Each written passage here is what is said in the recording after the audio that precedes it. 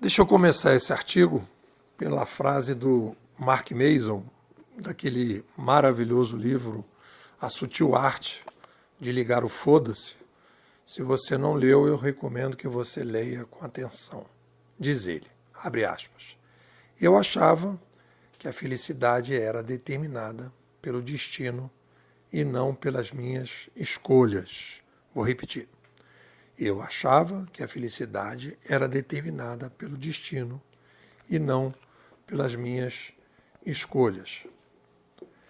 Quando a gente para refletir sobre essa conversa sobre felicidade, a gente tem aí alguns problemas. Listei aqui. Número 1. O tema da felicidade é visto como algo supérfluo, chamado preconceituosamente de autoajuda.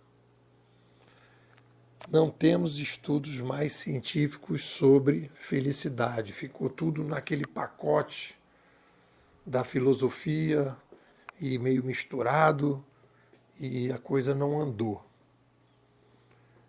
Não chega nas pessoas. Fica uma coisa que não bate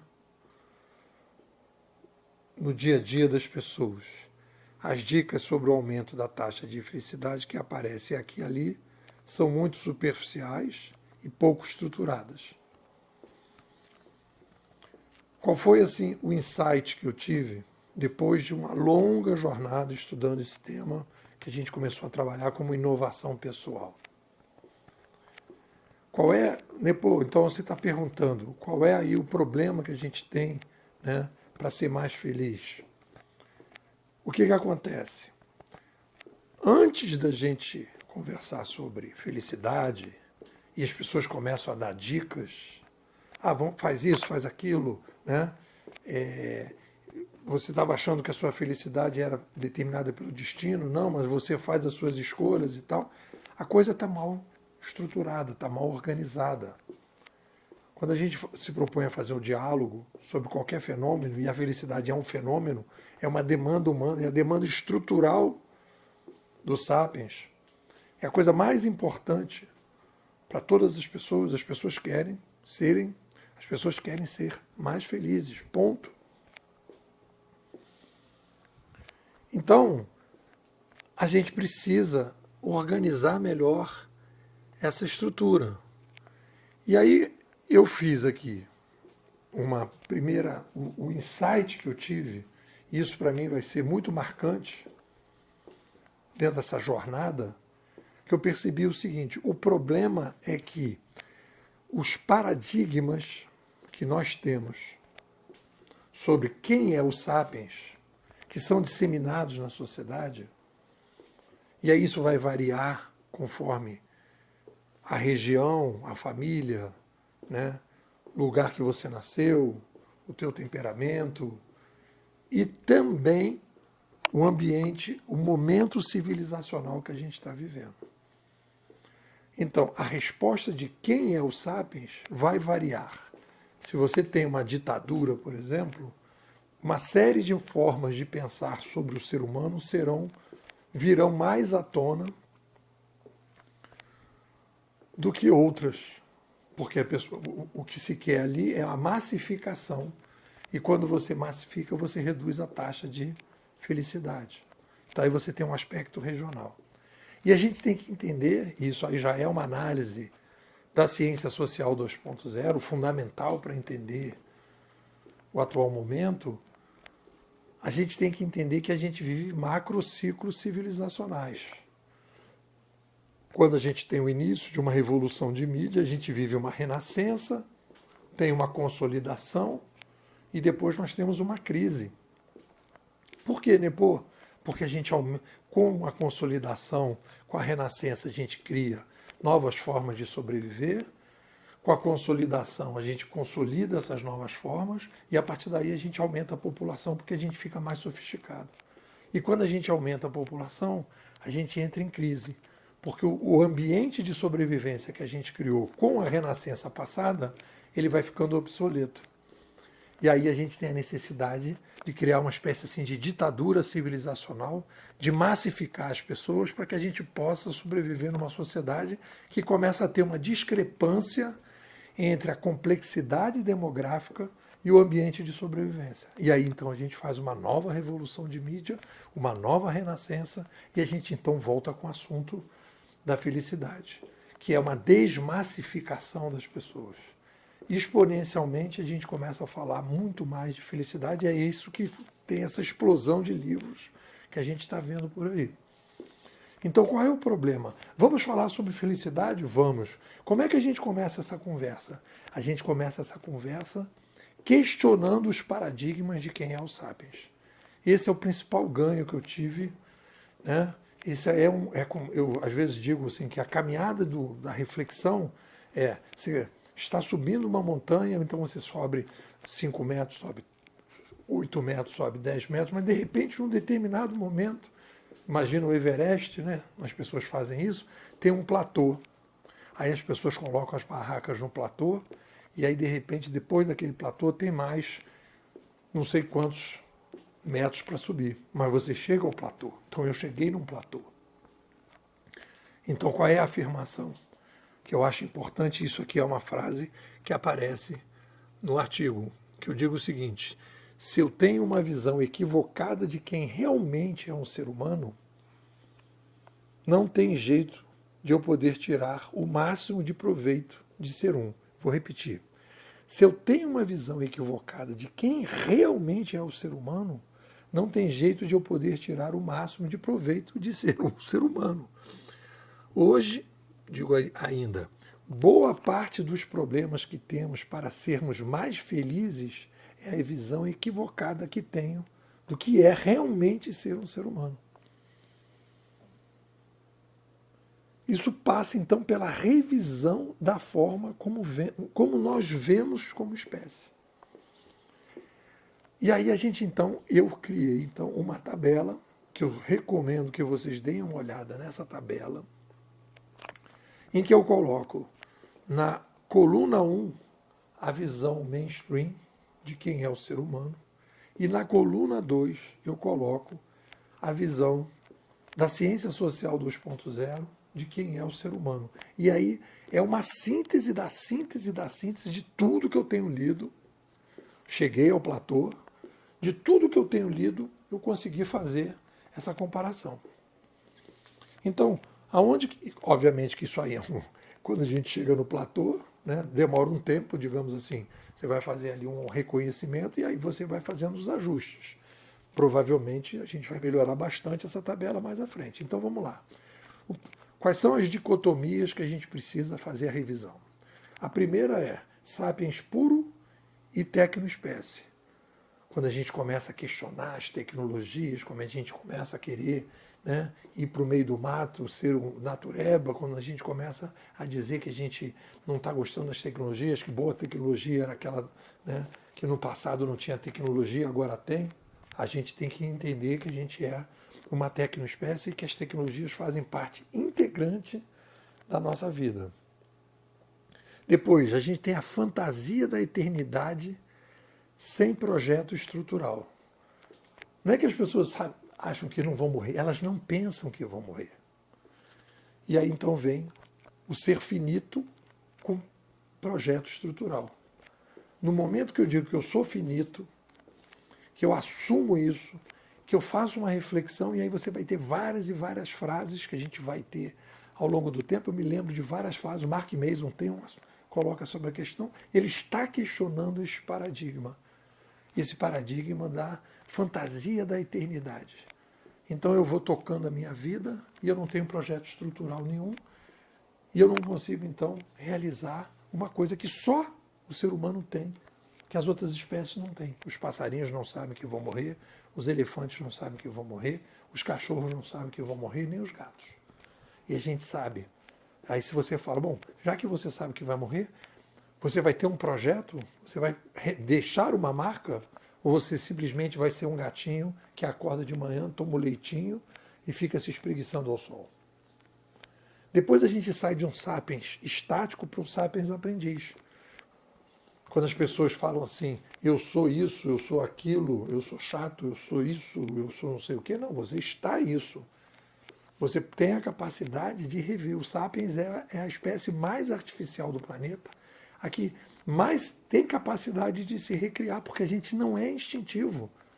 Chama Titi e Rand para ajudar. A gente não é instintivo, a gente é um ser reflexivo. Então a gente pode questionar. A gente não é estático, então a gente não pode dizer eu sou isso, eu sou aquilo. Não, eu estou isso, eu estou aquilo, né? E eu posso ver o que me ajuda e o que me atrapalha. Depois, outra coisa fundamental aqui no embate, que é o ser único versus o ser múltiplo. Aí eu sou assim, né? Quando a gente diz eu sou assim, não, nós somos assim, porque você dentro de você tem vários, é aquela conversa que eu falo muito dos cachorrinhos. A gente tem os cachorrinhos internos que têm que ser atendidos. Então, esses cachorrinhos internos, né, eu preciso negociar com eles. Eu tenho dito que felicidade, né, é a tentativa de equilíbrio entre motivação e tranquilidade. Só que os cachorrinhos, tem um cachorrinho motivação e tem um cachorrinho tranquilidade dentro de você. Você negocia com eles. E você não diz assim, eu vou para tal lugar porque eu vou ser feliz em tal lugar. Eu vou mudar de emprego porque eu vou ser feliz no novo emprego. Não, você tem que ver como é que os cachorrinhos se sentem. Eles podem não gostar daquilo. Você vai dizer, eu vou experimentar para ver o que os meus cachorrinhos fazem. Se eles vão balançar o rabinho ou se eles vão morder.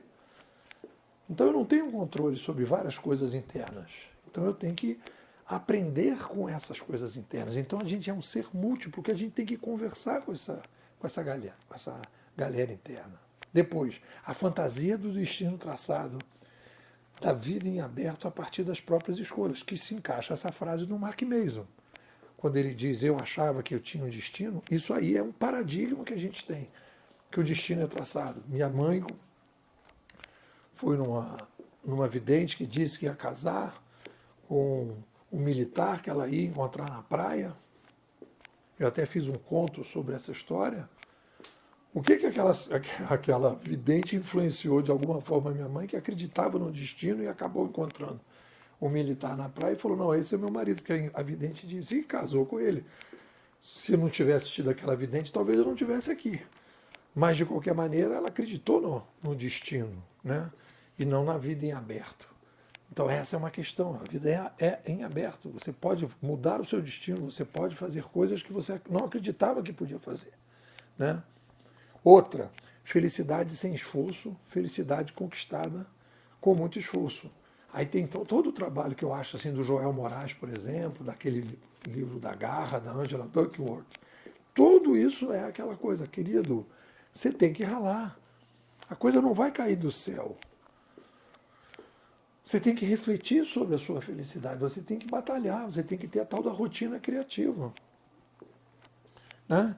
E aí depois eu botei felicidade com métricas equivocadas, em geral baseadas em parâmetros externos. E aí você vai ver a felicidade com métricas internas. E aí vem essa história né, do que realmente é a felicidade. A felicidade é chegar a uma estação ou a felicidade é a própria estrada, como diz o Almi Sater, né? Estrada eu sou. Estrada eu vou, estrada eu sou. O caminho, né? Por quê? Porque você vai se sentir bem. É aquela felicidade estrutural, o bem-estar continuado, em que você consegue um equilíbrio melhor das duas coisas. Aí eu fui pegando essa organização, então, e fui colocando isso dentro de fui pegando aqui algumas frases, porque aí o que você faz? Eu fiz aí uma macro seleção de frases, eu tenho frases aqui de todos esses livros que eu tenho lido aí sobre inovação pessoal. Então, por exemplo, quando o Sêneca diz, para um barco que navega sem sentido, qualquer vento é favorável. Qual é o paradigma que ele está questionando? Eu diria que e aí isso aí a gente vai analisando com calma, mas eu diria que é um ser finito com projeto estrutural. Ele está sugerindo quebrando a ideia da eternidade, do ser finito, ou seja, você procura um projeto estrutural para um barco que navega sem sentido, ou seja, se você fica na fantasia da eternidade, você fica que nem um gatinho procurando leite, se espreguiçando e tomando sol, você não tem um vento que é favorável, você não tem um norte, você não tem uma bússola. Então, está se questionando aqui, né? Você não tem um projeto estrutural, e aí você se perde, né? E aí vem depois o Delacqua e fala, uma pessoa sem foco estará muito mais desatenta e terá muito mais dificuldade em reter a nova informação recebida. Falta foco, falta um projeto estrutural. E como é que a gente questiona? E como é que a gente começa a pensar em projeto estrutural? Meu irmão, tu vai morrer. Qual legado? O Richard Carlson, por exemplo, fala, se coloque no seu enterro. O que o Richard Carlson está colocando quando ele diz se coloque no seu enterro? Entenda que você é finito. Ele está questionando o paradigma da eternidade. Vamos lá, Napoleão Hill. Ou você controla a sua mente ou ela controla você. Qual é o paradigma que ele está questionando? A vida fechada. A vida. E a gente vai colocar aqui o que ele está sugerindo como novo paradigma. A vida em aberto a partir das escolhas. Você pode fazer escolhas. Você pode modificar, né? Não tem um destino. Você tem as escolhas. E para fazer essas escolhas, você vai rever os seus paradigmas. Diz o Shakespeare, sabemos o que somos, mas não o que podemos ser. Está em aberto. Questione os seus paradigmas. Use a sua mente secundária para fazer isso. Vamos lá. A vida é aquilo que acontece enquanto você está fazendo outros planos. John Lennon. E aí você vai ver que a felicidade é conquistada com muito esforço. Estamos defendendo este novo paradigma. Você tem que ficar atento, você tem que refletir sobre as coisas, né? Felicidade com métricas mais adequadas. Vamos pegar. Onde as necessidades do mundo e os seus talentos se cruzam, aí está a sua vocação. Então você tem que ver o seguinte, quais são as suas métricas? Quais são as suas referências internas? E aí então você vai trabalhando. Então eu fui organizando essas frases, fui ajeitando, e aí a gente tem essa nova possibilidade de pensar a felicidade dentro da ciência social 2.0. É isso. O que vocês dizem? Hoje é quarta-feira, é o dia do artigo aberto da Bimodais. Nós estamos fechando o mês de julho, já estamos aí com um novo valor, R$600. Você fica de agosto até o final do ano e você recebe todos os dias um áudio e um texto, lives semanais, vamos ter encontros presenciais agora em São Paulo, vamos ter encontro aqui em Teresópolis no final de setembro. A gente está trabalhando, desenvolvendo aqui a ciência social 2.0. Sem a ciência social 2.0, a gente não consegue entender o digital. É o início da conversa em todas as áreas, independente aonde você trabalha. Se você trabalha em qualquer lugar, você está usando, teoricamente, os paradigmas que você tem é de uma determinada ciência. Eu trabalho com educação. Então você tem os paradigmas da ciência da educação. Eu trabalho dentro de uma empresa, administração. Ciência da administração. Ciência da psicologia, ciência do direito. Independe de onde você trabalha. Nesse momento que você está usando ciências sociais, antes das ciências sociais, uma cidade antes, as ciências sociais é uma cidade depois. Então, antes vem uma cidade que se chama ciência social. E a ciência social está em crise. Os seus paradigmas estão em crise. Ou você revê esses paradigmas para você poder ter uma atividade profissional diferente e também ter uma vida mais feliz, mais significativa, você precisa fazer a revisão dos seus paradigmas que estão obsoletos. É isso que a gente vem fazendo aqui, um esforço, já estamos aqui completando 5 anos de atividade e eu te convido a fazer parte. Agora, de agosto a dezembro, já está 600 pratas. E eu queria saber, vamos embora? Você quer ser bimodal, quer dar uma guinada na sua vida pessoal e profissional? Bora!